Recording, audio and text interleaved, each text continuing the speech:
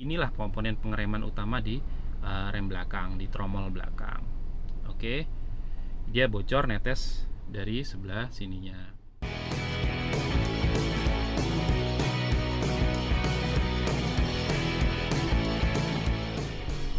Assalamualaikum warahmatullahi wabarakatuh. Salam sejahtera semua. Semoga dalam kondisi yang sehat. Kita terus bersyukur akan karunia yang diberikan kepada kita. Lama nggak vlogging. Kali ini saya akan vlogging tentang sharing tentang rem.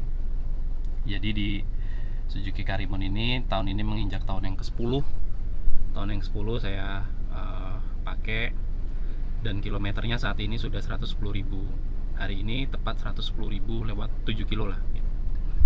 Nah, apa saja komponen dari rem ini yang sudah pernah diganti?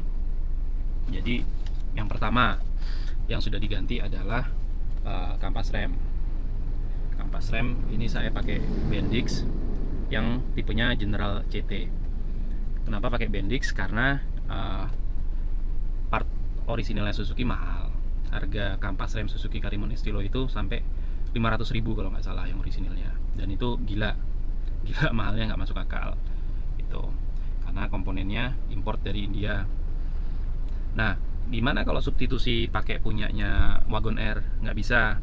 Kampas remnya Wagon R dengan Karimun Estilo itu beda. Wagon R itu persamaannya bisa punya pakai Futura, dan dia jauh lebih murah. Kampas rem depan mungkin hanya 100.000. Yang Karimun Estilo ini dia import dari India, harganya nggak masuk akal sampai 500.000. Akhirnya pakai Bendix General CT ini. Gitu. Bendix ini ada 4 tipe: General CT, Full Wheel Drive SUV, Metal King, dan Ultimate. Nah, ini pakai yang General CT. Dia pakem, awal-awal pakai pakem banget. Lama-lama biasa aja. Sama ori dia nggak jauh beda gitu. Ini bukan promo ya, saya nggak di endorse. Bagaimana kampas rem merek lain? Jadi kampas rem kalau yang merek lain, yang non ori, saya pernah nyoba di waktu itu mobil dagangan. Dari sananya udah pernah diganti sama pemilik sebelumnya pakai Brikens. Pakai Brikens itu nggak pakem, saat kering nggak pakem, dan yang lebih parah lagi saat dia hujan basah itu sangat amat nggak pakem. Jadi Brikens kalau sepengalaman saya itu parah, nggak recommended. Kalau mau yang recommended, salah satunya ini Bendix gitu. Untuk harga setengah, ini harganya setengah ya, 200-an ribu dibanding kampas ori gitu. Pertama kampas itu gantinya di sekitar 90-an ribu kalau nggak salah, 90-an ribu. Jadi saya makainya relatif halus, jadi gantinya baru di 90.000. Yang kedua adalah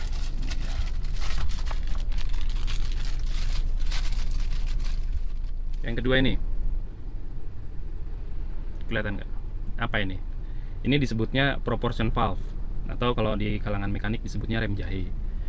Nah, rem jahe ini buat di Karimun. Ini persamaannya dengan Agia Ayla sama pakai ini ya, rem jahe. Jadi fungsinya dia adalah dia masuk 2, keluar 2 lewat samping sini. Dia buat mengurangi tekanan di rem belakang. Jadi rem belakang itu tekanannya tidak boleh sama, apalagi melebihi dengan rem depan. Jadi porsi rem itu kan didominasi oleh rem depan, makanya depan dikasih cakram, belakang dikasih tromol. Nah, rem belakang itu dikurangin tekanannya. Komponen apa yang mengurangi tekanan minyak rem untuk rem belakang? Nah, komponen ini namanya proportion valve. Banyak mobil proportion valve-nya ini atau rem jahenya ini ditaruh di ruang mesin, ruang di bawah kap mesin. Tapi di Agia, Ayla, Suzuki Karimun itu ditaruh di bawah ditaruh di bawah di kolong mobil. Jadi pertama tahun ini bocor. Kenapa diganti? Bocor gitu, netes. Jadi waktu awal diganti dulu saya ngelihat di kolong mobil kok ada tetesan kayak oli. Berhubung Karimun ini berpenggerak roda depan, maka nggak mungkin ada oli yang di belakang. Nah, saya udah yakin kalau yang bocor ini adalah minyak rem. Setelah dilihat, ternyata proportion valve-nya bocor, netes. Akhirnya diganti. Untuk ganti ini eh, berapa waktu itu harganya, 200 ribuan kalau nggak salah, 200 ribuan juga. Oke, udah diganti. Kemudian mobil jarang dipakai, lama, jarang lah, seminggu sekali gitu, atau belum tentu juga. Akhirnya ada bocor laginya di pelek belakang, ada cairan. Aduh, kalau udah pelek belakang yang peleknya yang ada cairan, maka ini dia, ini wheel cylinder tromol belakang. Jadi dia fungsinya buat neken kampas rem. Ya pokoknya intinya inilah komponen pengereman utama di rem belakang, di tromol belakang. Oke, dia bocor, netes dari sebelah sininya itu. Kemudian ini yang sebelah kanan. Nah, sebenarnya Suzuki menyediakan sealnya doang. Jadi sealnya kalau kita mau ganti bisa, tapi wheel cylinder utuhnya ini nggak usah diganti, bisa. Nah, tapi saya ingat dulu ini sudah pernah berkarat, pistonnya dulu pernah berkarat, dibersihin karena nggak ada spare partnya, cuma dibersihin. Akhirnya bisa bertahan tahun ya, bertahun-tahun. Akhirnya sekarang bocor, ya udah, daripada ganti sealnya doang 100 ribu, akhirnya ganti utuh ini 200-an ribu juga, 250 atau 270 gitu. Ini ganti sendiri kemarin ya. Jadi ini mereknya Bosch, dan ini lagi-lagi import India ya. India, tulisannya kebalik kalau di kamera nih ya. India, mereknya Bosch, import India. Nah, jadi nggak enaknya mobil CBU itu spare partnya import. Jadi ini walaupun mobil city car, bukan mobil mewah, tapi kalau import nggak enaknya gitu. Jadi pajak tahunannya sedikit lebih mahal daripada yang rakitan lokal, dan spare partnya juga lebih mahal.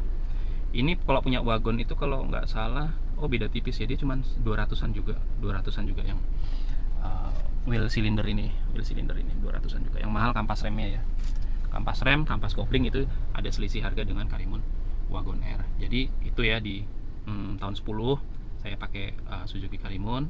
Untuk komponen rem ini sudah ada 3 penggantian. Gimana menurut teman-teman, apakah wajar penggantian spare part itu di umur yang 10 tahun, kilometer udah 110.000, ataukah mobilnya termasuk manja, terlalu banyak yang diganti? Monggo silahkan sharing di kolom komentar. Itu saja dari saya. Wassalamualaikum warahmatullahi wabarakatuh.